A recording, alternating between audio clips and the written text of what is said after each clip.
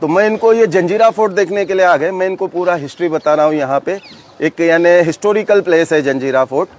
अभी तकरीबन इसको बहुत सारे साल हो गए समंदर के बीच में। तो मैं स्टार्ट कर रहा हूँ, आप लोग हिस्ट्री सुनो और एंजॉय करो जी। देखो, समंदर के बीच में जो इतना बड़ा किला बनाया है ना, तो डायरेक्टली कोई भी बिल्डिंग इतना बड़ा समंदर के बीच में खड़ा नहीं होता है जी। तो किला बनाने से पहले समंदर के बीच में यहाँ पे एक बहुत बड़ा बेट था, आइलैंड था, और बेट के ऊपर एक समाधि था जिसका नाम है पंजतन पांच पीर, जो आज भी किले के अंदर है। जैसे तो ये किला बनाने से पहले यहाँ पे था, और जिस राजा ने ये किला बनाया ना, इसका नाम है सिद्दी जोहर। ऐसे हमारे भारत के इतिहास में, इंडियन हिस्ट्री में सिद्दी नाम के दो राजा आके चले गए। एक जो सिद्दी था, ये 16वीं सेंचुरी में जिसने पनालगढ़ फोर्ट पे बेड़ा डाला था, ये सिद्दी मुगल था। लेकिन जिस राजा ने जंजीरा किला बनाया, ये सिद्दी जोहर, साउथ अफ्रीका से यहाँ पे 16वीं सदी से पहले बिजनेस के लिए आया करता था। इसका स्पाइसेस का, लौंग इलायची का बिजनेस था।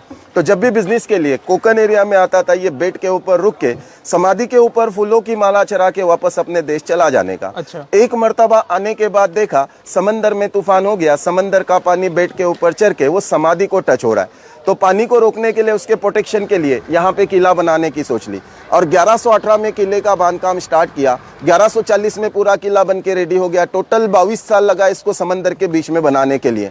अब 22 साल क्यों लगा? तो समंदर का जो लेवल होता है ना, इसमें 6 घंटा हाई टाइट होता है, 6 घंटा लो टाइट होता है। तो ये लोग का वर्किंग पीरियड कैसे था? जब लो टाइट हो जाता था, बेट के चारों तरफ से पानी निकल जाता था, ये लोग बाहर से फाउंडेशन का काम करते थे। लो टाइट, हाई टाइट बोले तो सर ओटी भर्ती, ओटी भर्ती, जो पानी को ओटी भर्ती होता है ना, अच्छा। यानी पानी लो टाइट में निकल जाता है, हाई टाइट में भर जाता है पानी। अच्छा। तो निकलने के टाइम पे लोग बाहर से फाउंडेशन का काम करते थे, और जैसे ही पानी भर जाता था, बेड में पत्थर काटने का काम करते थे। अच्छा। ऐसे कर करके 22 साल में किले को रेडी किया। 22 बुरुज बना दिए, गोल गोल जो आपको दिखाई दे रहे, जिसको वॉच टावर कहते हैं, टहलने बुरुज। अच्छा। और अंदर से एरिया जो है किले का, ये भी पूरा 22 एकड़ का एरिया है। और किला बनाने के बाद सिद्दी जोहर ने जो किले की रियासत चलाई, अपने या कोई अपने रिलेटिव के नाम से नहीं, वो समाधि के कारण किला बांधा। किले की रियासत उन्हीं के नाम से चलती थी। इस रियासत का नाम था पंजतन पांच पीर रियासत हफ्शाने जजीरा।